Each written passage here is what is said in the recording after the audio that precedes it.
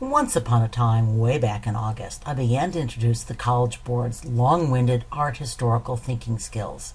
It's time to recap. The first skill, visual analysis, is pretty straightforward. You need to be able to identify a work of art and to analyze the artist's choices of content and form. This unit has focused heavily on the second skill, context, specifically identifying ways that a work of art reinforces a particular set of religious beliefs and practices. But we've also added a cultural context wrinkle. As major religions spread, their practices and their art both reflected and accommodated the new cultures they encountered. Think of how Buddhism evolved when it encountered China's Confucian heritage, or the samurai traditions of Japan. In addition, the new AP classroom questions seem to focus more sharply on one aspect of context, how a particular audience would perceive a work based on its formal or visual qualities. Think, for example, of how Buddhist worshippers would respond to the enormous size of the Buddhas in the Bamiyan or Longmen caves, or how worshippers respond to deep, mysterious passageways or to soaring, illuminated domes. Looking at a common religious tradition in varied cultural contexts also creates a lot of opportunities to find similarities and differences. Some of the differences, again, reflect the ways that a new religion merged with older traditions, continuity and change over time. So, for example, stupas are an older Indian architectural form repurposed as reliquaries and venues for circumnambulation and contemplation. But continuity and change is also not a new theme for us. We've already explored the extraordinary continuity of Egyptian art, the evolution of Greek art from the highly stylized archaic to the dynamic emotional Hellenistic, and the transition from depicting the Buddha only through symbols to the monumental Buddha sculptures of Bamiyan, Longmen caves, and the Todaiji temple. Speeding up here. You've encountered unknown works now in both multiple choice and essay questions. Think, for example, of the essay you wrote on a Greek crater that you'd never seen before. These unknown works will be quite similar to your required works, but you will need to identify both visual and contextual reasons for attributing this work to a particular culture or later to a particular artist. You've encountered many competing interpretations in our first unit, particularly because analyzing prehistoric art necessarily involves a lot of guesswork. Just wait until you get to the wild and crazy world of global contemporary art. And finally, in your essays, you are learning to present claims about a work and to support those claims with specific visual and contextual evidence. That's argumentation. So why am I returning to this list of required skills now? The answer is I want you to think about why the College Board chose these 4 particular mosques. Specifically, what might each of these 4 mosques tell us about change over time and the encounter between fundamental principles of Islam and a specific culture? What responses do these mosques elicit in worshipers? What comparison do they invite? Hope you have a little chance to talk about this before the disembodied voice resumes. Okay, let me share a few of my own conjectures. One of the most fascinating collisions of culture took place in Spain, where Romans were defeated by Visigoth Christians, who were defeated by Muslims, who were defeated by Catholic Christians. The Mesquita of Cordoba tells the story in stone and tile, usually beautifully, sometimes jarringly. The Persians were innovators. They also married an ancient artistic tradition, the Iwan of imperial Persian architecture, to the mosques of their new religion, Islam. The Ottoman Turks were all about proving that their art was even greater than the art of the people they conquered, the Byzantines. Yet the Byzantines also profoundly influenced Ottoman art. We'll learn more about that in Unit 6. And Djenné, of course, is the largest building made of mud in the world, and a building that its community must essentially rebuild every year. Before we move on to these specific mosques, however, remember that you need to be able to identify the more or less universal features of a mosque from a floor plan or a photo, and you need to be able to explain how these features relate to the religious obligations of Islam, those 5 pillars. Vocabulary alert. Let's start with the prayer hall. The mosque, masjid in Arabic, is above all the Muslim gathering place for prayer. Masjid simply means place of prayer and prostration. Though most of the 5 daily prayers prescribed in Islam can take place anywhere, all men are required to gather together at the mosque for the Friday noon prayer. The main mosque of a city used for the Friday communal prayer is called a Jame Masjid, literally a Friday mosque. It must be able to accommodate all the men in that city. Here we see the prayer halls of our 4 mosques. Note that 2 of these, the Mosque of Edirne and Isfahan, have open prayer halls, while Jenne and Cordoba have hypostyle prayer halls broken up by columns. Let's focus now on the Mosque at Cordoba, whose prayer hall is probably the most famous, at least in the West. You read about this mosque over the summer. Note that we didn't reassign that Khan Academy article, but we did assume that you remembered it. The earliest mosques had hypostyle prayer halls. The Jenne Mosque is also hypostyle. So what's the big problem with hypostyle rooms? They can feel dark or closed off. So, how did the architects of the Mosque of Cordoba try to solve this problem? The double horseshoe arches raised the ceiling, letting in more light and also creating a geometric rhythm across the prayer hall, one of the reasons the work is so beautiful.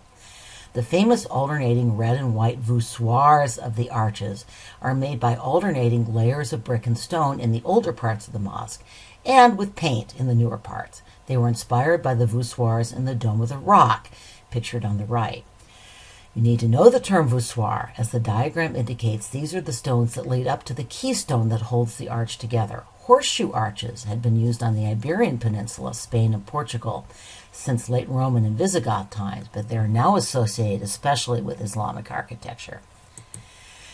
Indeed, the Muslims adapted the arch in ways that I find especially beautiful. Here's an early version of the horseshoe arches you just saw. And here is the pointed or ogival arch that would become so iconic in Muslim architecture. The Muslims didn't invent the pointed arch either. Architects borrowed these from the Sassanids of pre-Islamic Persia, but they used it brilliantly both for support and for decoration. Crusaders would bring the pointed arch back to Europe, where, in an even more sharply pointed form, it would play an important role in the architectural revolution so brilliantly represented in Gothic cathedrals. Again, stay tuned. And speaking of influences across culture and change over time, the Mesquite of Cordoba is a poster child for works that borrow elements from other cultures and then transform them. The mosque was built on the site of a Visigothic Christian church, which was itself built on the site of a Roman temple, and indeed, for the first 70 years after the Muslim conquest, I find this quite interesting, Muslims and Christians actually shared the space, each used half. The Muslim emir then purchased the Christian half, tore down the old church, and built this mosque. This emir was eager to show that his new capital rivaled those of Damascus and Baghdad. In fact, he brought in an architect from Syria, and the mosque at Cordoba bears some resemblance to the great mosque at Damascus that you see on the upper right. The hypostyle hall of the Mosque of Cordoba has 856 columns carved from jasper, onyx, marble, and granite. Some of the columns in the prayer hall and the church that preceded it came from the pieces of the Roman temple, which had occupied the site previously, as well as other destroyed Roman buildings. The art history vocabulary for this particular form of recycling is spolia. So let's return to our generic mosque plan again and consider more elements of the Great Mosque at Cordoba. First, what do those dots represent? They are columns, indicating that this, like the Great Mosque at Cordoba, is a hypostyle mosque. Here is the College Board's required floor plan of the Mosque of Cordoba with another diagram that I think helps make it clearer. And here we see the floor plan again, but this time showing the change in the Mosque Cathedral of Cordoba over time, including the addition of a Catholic cathedral right in the center. Note that one feature of the second enlargement was construction of a large maksura right next to the mihrab for the exclusive use of Umayyad rulers.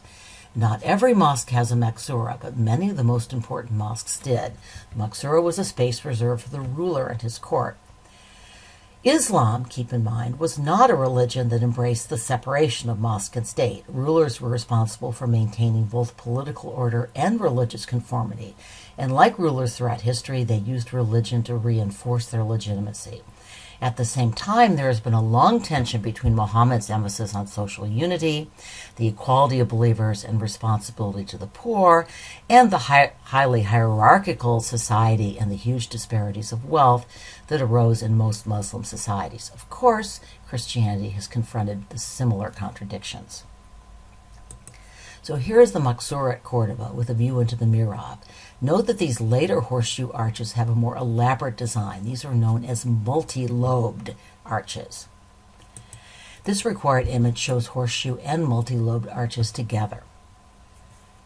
And here we see the South Iwan of Isfahan's Jame or Friday Mosque, which also served as the Maqsura or space reserved for the Sultan.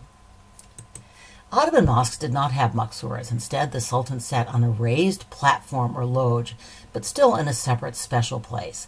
I couldn't find a maqsura for the Mosque Janneh. It may be that the Sultan who converted to Islam and built the original Mosque Janneh included a maqsura in his plan. The rebuilt mosque, however, dates from the early 20th century when Mali was a French colony, so presumably no maqsura was needed. By the way, the cupped semi-triangular niches you see in the South Iwan are called muqarnas. We'll see them again at the Palace of Alhambra.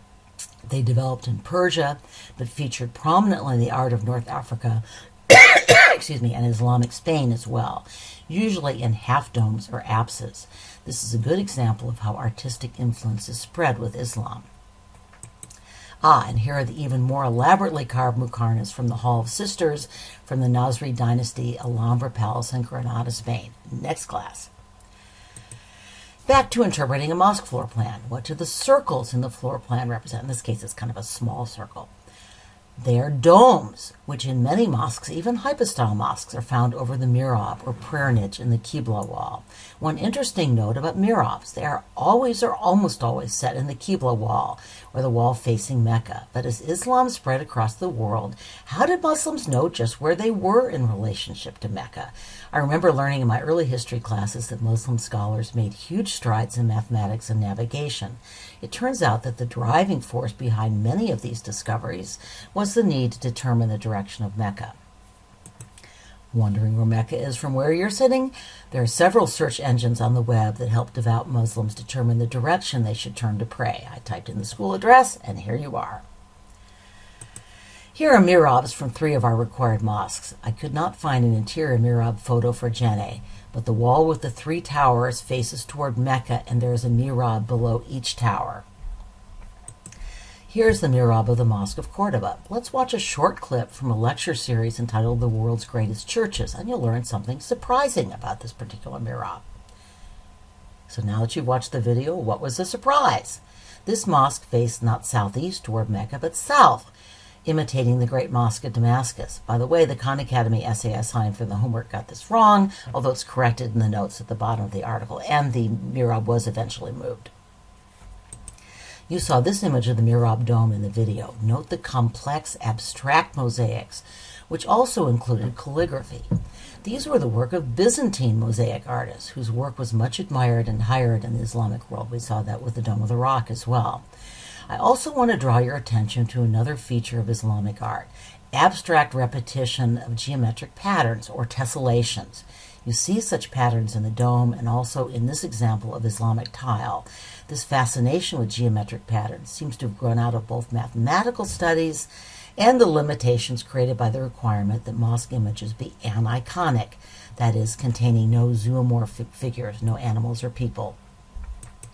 Still another characteristic feature of Muslim art and architecture was the arabesque, linear patterns of scrolling and interlacing foliage, tendrils, or plain lines. Art historians sometimes refer to flower and plant images as vegetal designs. Here's another example of an arabesque from a mosque in the Central Asian city of Samarkand. Arabesques were commonly intermixed with calligraphy, as you see here. Before we leave Cordoba, I want to draw on your detective skills again. These are 2 of the College Board's required images of the mosque at Cordoba. You've seen the rest. So what's going on here?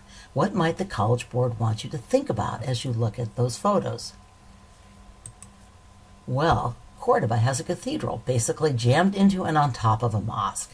The Christians reconquered Cordoba in the 13th century. In 1236, the mosque was reconsecrated as a cathedral.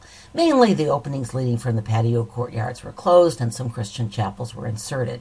The minaret was also converted into the bell tower you see here. And then in the 16th century, the Holy Roman Emperor and ruler of Spain, Charles V, decided that this mosque church needed to look more like a real church. Over the objections of local Catholics who liked their mosque cathedral, he had his architects build a large Gothic Renaissance chancel right in the middle of the old mosque. Charles, who had not seen the mosque before, later regretted his decision and reportedly exclaimed upon seeing the completed alteration, "You have built here what you or anyone might have built anywhere else, but you have destroyed what was unique in the world." Let's watch one more clip from our video, which shows the church within the mosque. I've talked a lot about the mosque at Cordoba and a little about each of our other three mosques. Let's pause here and I'll return to finish up mosque architecture in my third lecture on Islamic.